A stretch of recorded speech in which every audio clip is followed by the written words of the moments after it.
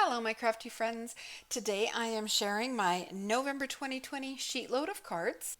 This sheet load gives you 6 cards, so I got my 6 cards. I made them pop-up cards, and I also got a Slimline card done at the same time. So I will go over the Slimline in a little bit, but here are my 6 cards. So the November sheet load of cards at the beginning of each month, Alicia at Call Me Crafty Al uploads a sketch and cutting guide.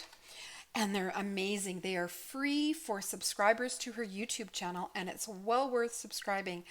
I absolutely love the sheet loads. I think they're brilliant. This month it is another special edition. You have to excuse the streaks as my printer was running out of ink. But the special edition is 6x6 patterned paper. Generally, her sheet load is 12x12s. So this is 6x6 pattern paper. You use 3 of them and you get 6 cards. So I was kind of excited about it.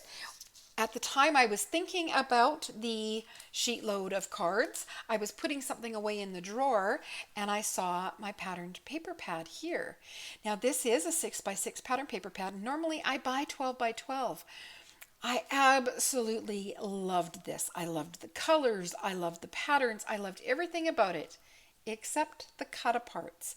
The cut aparts in the 12x12, there's a lot of cut aparts in this pattern paper pad, and in the 12x12 they were so big I just didn't know how I would make good use of that number of them. So that's why I opted to go with the 6x6. It's called A Winter's Night. I've had it for a couple of years. And look, I'm down to just a few sheets left, and they're all amazing patterns, and I'm looking forward to, there's just even a few scraps, and I will be able to finish that off. I'm excited about using the prints that are left. So as I said, I got my 6 cards done, and I did make them pop-up cards. And I did deviate from the sketch, which is normal for me. She has her sentiment in a circle, and it's right on the decorative panel here, as well as some bling or an embellishment on the side. But since I knew I was going to use the cut aparts and they are so big, I moved all of my cut aparts to the bottom left corner and they overhang the white background. There is a lot of white space on here. I don't generally do clean and simple cards, and I know Alicia actually embossed her white card front, and a lot of her collaboration team either embossed or added another patterned paper panel to break up some of that white. This is so not something I generally do, but I was really happy with how that looked. So I didn't feel I wanted to add another layer. The gold is a pearlized gold.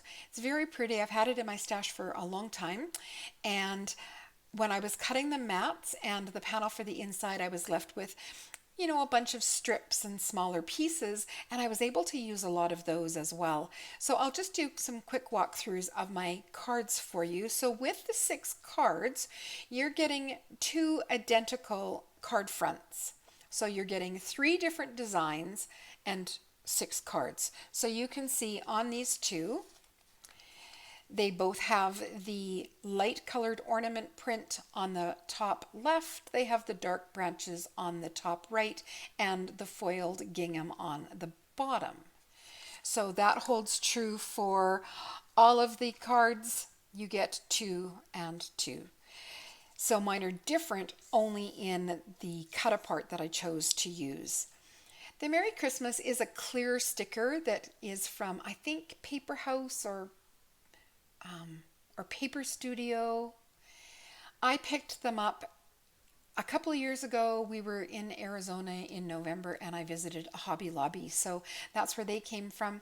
And all of the banners here are offcuts or leftovers from my panels. I cut them into 1/2-inch strips and then use my banners pick-a-punch to fishtail the ends. So I get so much use out of that punch. I'm really glad I bought it.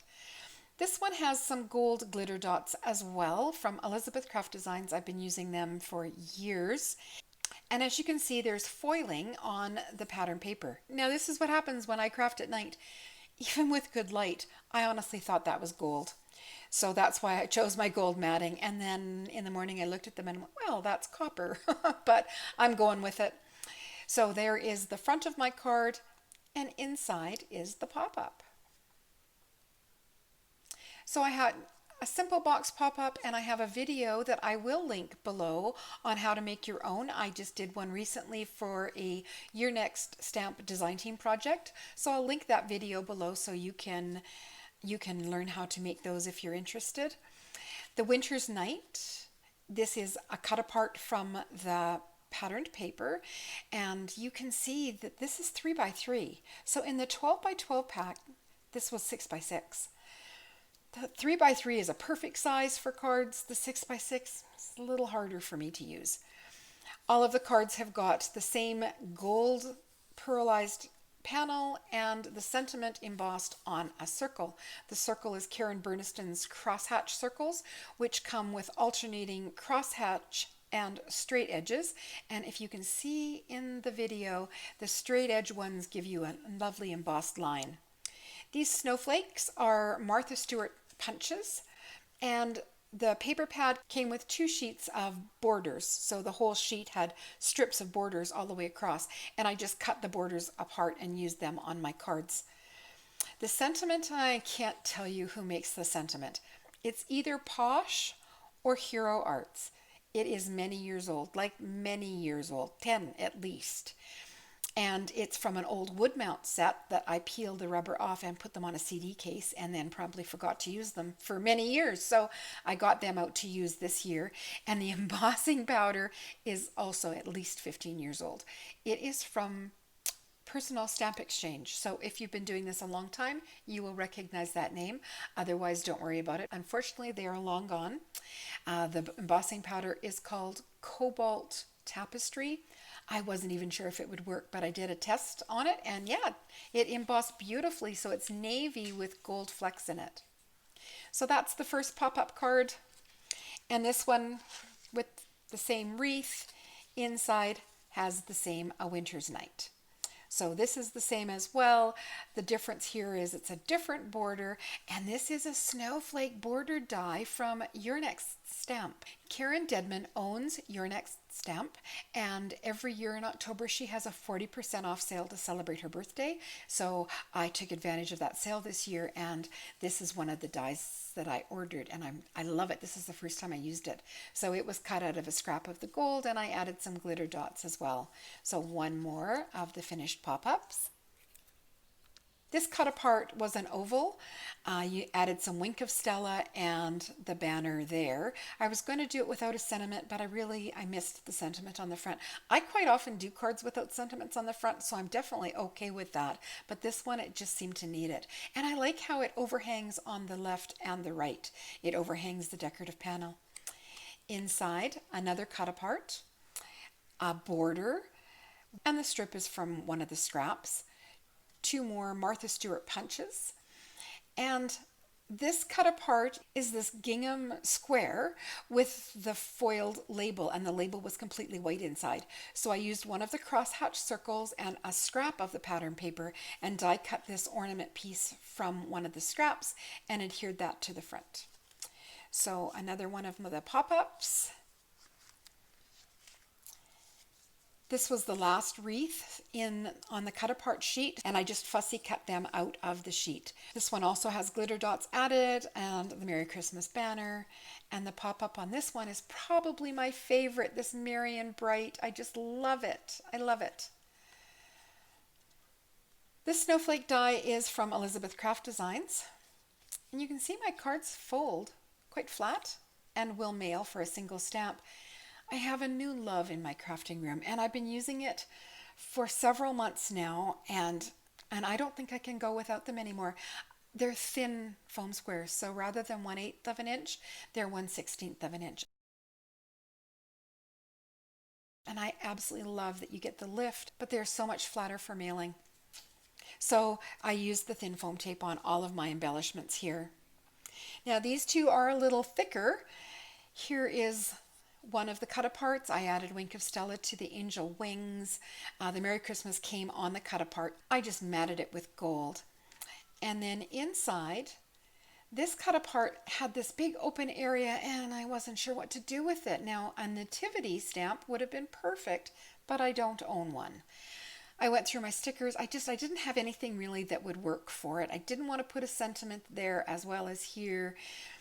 So when I was going through my stickers, I found this package from Recollections that has acetate, and the only thing was there was a gold gem in the center, but I knew that a gem adds a lot of bulk, and I figured it would dent my card going through the mail. So I was able to carefully pull it off, and I added a glitter dot instead, which is completely flat. It just gives you the look of the bling. So that was a good solution, and I got to use up a package of the stickers. I found them on clearance at Michael's many years ago. They were like 25 cents or something silly. So I bought several packages of them, and I still have a bunch left over. So I was happy to use those. And this last one is the same idea. I did fussy cut the label from the gingham background because the square cut apart just looked off, and added another one of the crosshatch circles.